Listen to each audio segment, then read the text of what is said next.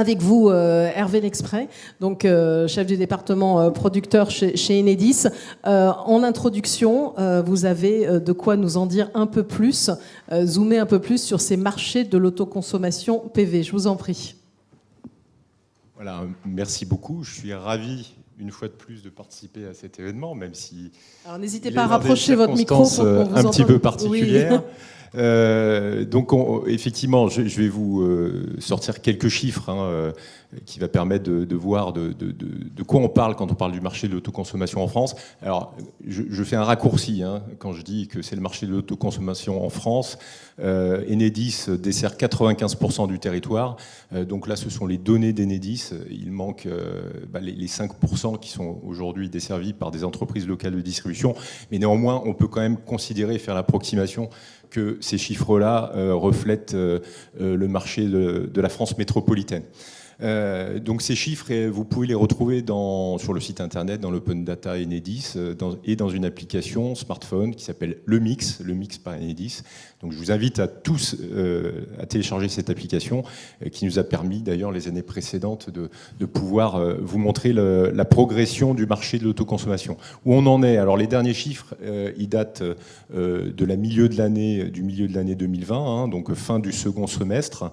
On a 78 209 sites en autoconsommation, allez, on frôle les 80 000. C'est essentiellement du solaire, à 99,5% des installations. Et aujourd'hui, eh bien, le raccordement des petites installations photovoltaïques se font à 95% en autoconsommation. Bon, c'était déjà le cas l'année dernière. Donc, ce qui explique aujourd'hui que la progression qui a été très forte dans les années 2016-2017, où on multipliait par 2 chaque année le nombre d'installations en autoconsommation. Aujourd'hui, elle est linéaire, puisque finalement, elle rejoint la progression du photovoltaïque. Donc, quand on parle de la progression de l'autoconsommation, ça revient à parler de la progression du photovoltaïque chez nos citoyens. Alors en puissance, c'est pas tout à fait la même chose. Là, je parlais en nombre d'installations. En puissance, eh bien, on va relativiser l'impact de l'autoconsommation, puisque comme ça concerne plutôt des petites installations, eh bien, aujourd'hui, en tout cas au premier semestre, ce sont 16,5% en puissance des raccordements photovoltaïques qui concernent l'autoconsommation. Donc on a eu 60 MW de raccordés au premier semestre. Donc c'est quand même pas négligeable, 16%. Et en cumulé, on a 320 MW de puissance photovoltaïque raccordée en autoconsommation individuelle. Alors 320 MW, c'est pareil, c'est peu au regard du parc de production français, mais ça représente l'équivalent d'une tranche de production thermique, si combiné gaz ou fuel. Donc voilà, c'est l'équivalent d'une tranche de production qui aujourd'hui est en autoconsommation photovoltaïque. Et puis à droite du visuel, vous avez une petite nouveauté. Alors on aime bien, puisqu'on est heureux d'être invité à chaque fois, arriver avec une petite nouveauté. Eh bien, vous pouvez trouver dans le mix une nouvelle information depuis cet été. C'est le raccordement du stockage. Donc, ce qui est intéressant de regarder, parce que en ce qui concerne l'autoconsommation, eh bien, le stockage peut apporter des choses, peut permettre de davantage optimiser la part autoconsommée chez le client. Eh bien, vous pouvez désormais dans le mix voir combien d'installations PV en autoconsommation sont également équipés d'une batterie. Donc on en a 6791 à mi-2020, donc ce qui veut dire qu'à peu près 9% des installations en autoconsommation aujourd'hui sont également équipées d'une batterie. Donc c'est plus 26% en un an. Mais on note quand même, si vous voyez la courbe telle qu'elle est dessinée, un petit ralentissement. Il y a eu un fort essor en 2018-2019 des kits PV plus stockage raccordés. Et là, en 2020, fin 2019 déjà, on voit un ralentissement. On revient plutôt à des installations photovoltaïques sans stockage. Alors je n'ai pas la réponse, peut-être question qui pourrait être posée aux autres experts qui participent aux tables rondes.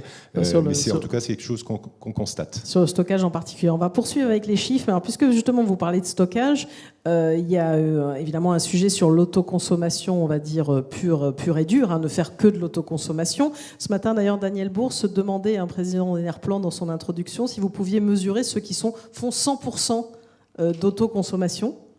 Je ne sais pas si ça peut être dans les chiffres. Alors, il y a une question. Ils sont toujours, vous savez, les internautes, ils sont toujours un peu taquins. Hein. Oui. Si on parle d'autoconsommation stricte, nous dit Sébastien, le courant n'est pas censé sortir. Donc, quel rapport avec Enedis? Je livre la question telle qu'elle. Hein. Je sais qu'il y a un petit peu d'impertinence derrière ça. Alors, je ne partage pas l'interprétation de Sébastien. L'autoconsommation ne signifie pas autarcie, ne signifie pas d'être déconnecté du réseau. Le réseau, il est là en permanence pour assurer la qualité d'alimentation, pour pouvoir évacuer le surplus de production quand, à certains moments de la journée, et notamment pendant les heures méridiennes, eh bien, la maison n'absorbe pas toute la production des panneaux photovoltaïques. Et puis, eh bien, le soir, quand il n'y a plus de soleil, quand la nuit tombe, eh bien, le réseau est là pour pouvoir apporter l'électricité nécessaire pour les besoins du foyer. Donc, autoconsommation n'est pas du tout synonyme d'autarcie.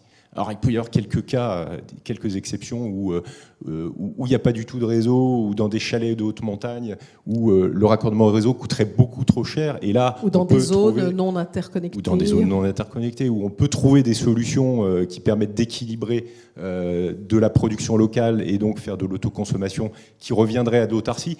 Mais c'est clairement pas la règle générale en France ou en Europe, où on a un réseau qui est robuste, qui est interconnecté et qui permet justement de relier n'importe quel consommateur du réseau, raccordé sur le réseau européen, avec tous les producteurs, y compris photovoltaïques, qui voudraient valoriser leur électricité.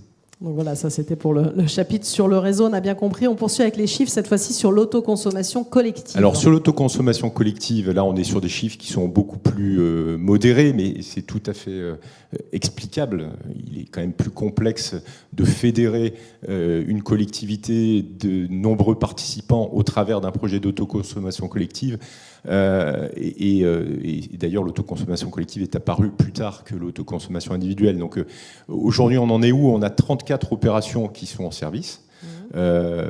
Presque toutes les régions ont lancé des opérations. Alors il y a quand même l'Occitanie et les Hauts-de-France qui se démarquent par le nombre d'opérations en service. Et puis on a... C'est marrant, c'est les deux points, on va dire, ça va être plus ou moins ensoleillé. Bon, ce sont deux régions qui sont très engagées dans des sujets de transition écologique et depuis longtemps. Hein. Tout à fait.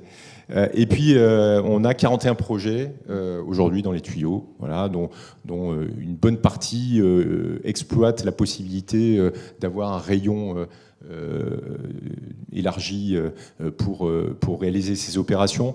Donc, on voit que ça permet de dynamiser aussi les porteurs de projets.